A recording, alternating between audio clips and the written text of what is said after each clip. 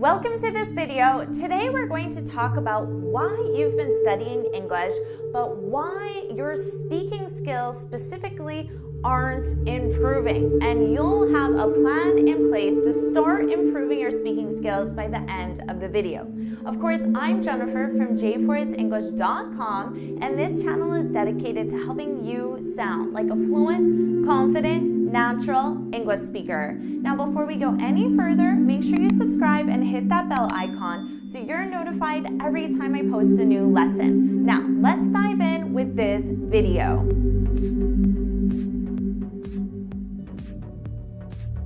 Let's talk about your speaking skills.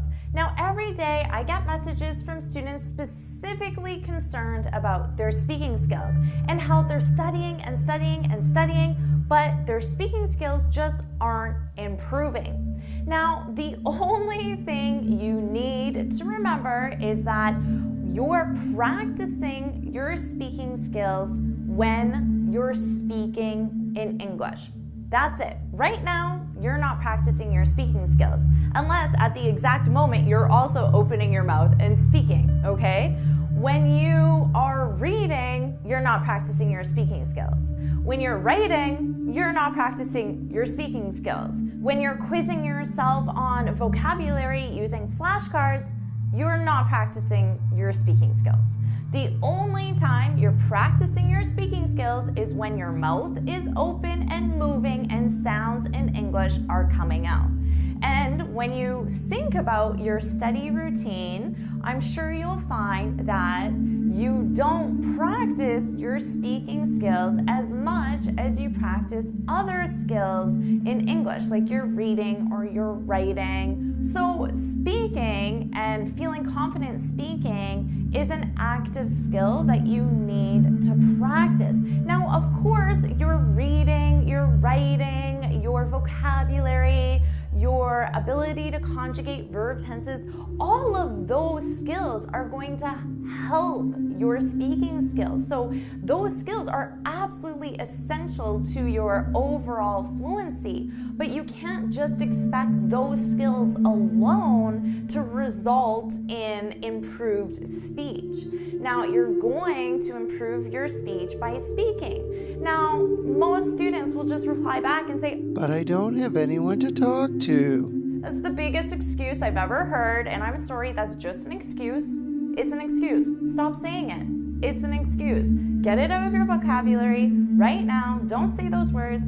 It's an excuse. You can absolutely improve your speaking skills at home without anyone around except yourself. All you need is your mouth, and all you need to do is open your mouth. You don't need somebody on the receiving end to hear the words in order for you to practice your speaking skills, okay? And you might think, yeah, but I need to have a conversation. Well, not really, because in a conversation, when the other person is talking, you're practicing your listening skills when that person is talking. And then when he stops talking and you open your mouth and words come out and you practice your speaking skills. So during a conversation, you're practicing speaking and listening. You're doing it at one time. But that doesn't mean that separately, you can just practice your listening skills separately and then practice your speaking skills separately. Or you can listen to a video, for example, and practice your listening skills, then pause the video and summarize the concepts you just learned out loud, and at that moment, you're practicing your speaking skills. So it's just not true that you need someone else to hear your words in order to improve your speaking skills. So the best thing that you can do right now is just speak. And the best way that I can illustrate this is imagine a TED Talk speaker, okay? So when someone prepares for a TED Talk, they're going to give that TED Talk presentation to an audience of about, I don't know, at least 500 people, we'll say. 500 people in that audience. Now, when that TED Talk presenter steps onto that stage and delivers that speech to 500 people, he did not practice giving that speech to 500 people. That TED Talk audience was not available to him before the exact moment that he gave that presentation, right? So how does that TED Talk speaker prepare? He prepares at home. He prepares by just giving his presentation to the mirror, to the wall, to his cat, to nobody at all, by recording his presentation and watching it. Now that TED Talk speaker, I'm sure he practices that presentation at least 100 times before going live in front of an audience of 500 people and giving that presentation. He practiced it at home alone.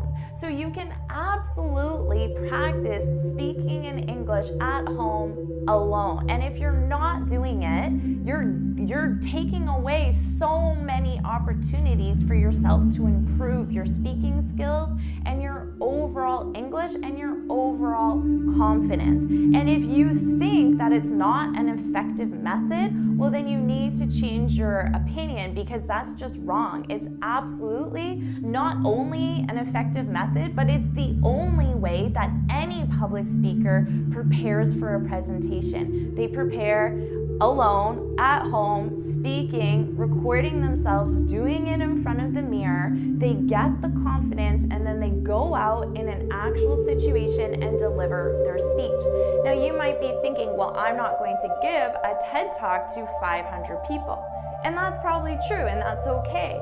But you can apply the same logic, and your presentation could be a job interview with one person, okay? So when you are faced with that job interviewer and he asks you, tell me about yourself, you've practiced that 100 times. You've practiced it at home. You've practiced it in front of the mirror. You've practiced it by recording yourself and watching it. You will be prepared to give that answer, because at that point, if you've practiced it 100 times, you're just giving it 101 times. That extra one time is going to be so easy for you, and it makes no difference that you're giving it to one person rather than just giving it to nobody in your room or to the mirror or to the camera. So you will be ready for that job interview by practicing and preparing at home alone, by opening your mouth and speaking and giving that answer to tell me about yourself. So the only thing that you need to do to improve your speaking skills is open your mouth and start talking. Don't overcomplicate this. Don't make it seem like this very difficult task that you need to live in an English-speaking country, or you need to be married to an English speaker. That's just not true. Those are excuses.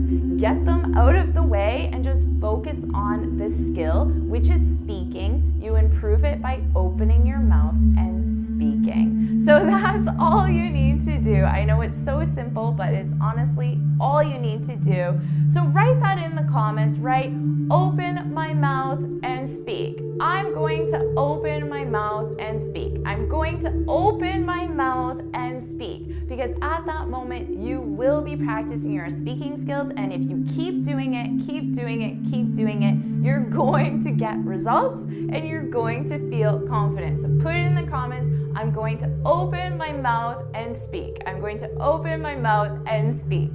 All right, I hope you found this video helpful. If you did, hit the like button, share it with your friends, and of course, subscribe. Now, before you go, make sure you head on over to my website, jforestenglish.com, and download your free speaking guide. In this guide, I share 6 tips on how to speak English fluently and confidently. And until next time, happy studying. All right, so what are you gonna do this week? You're gonna open your mouth and speak. As easy as that, right? Open my mouth and speak. I'm gonna open my mouth and speak. That's all you need to do. Have fun practicing your speaking skills, and I'll see you in my next video. Bye.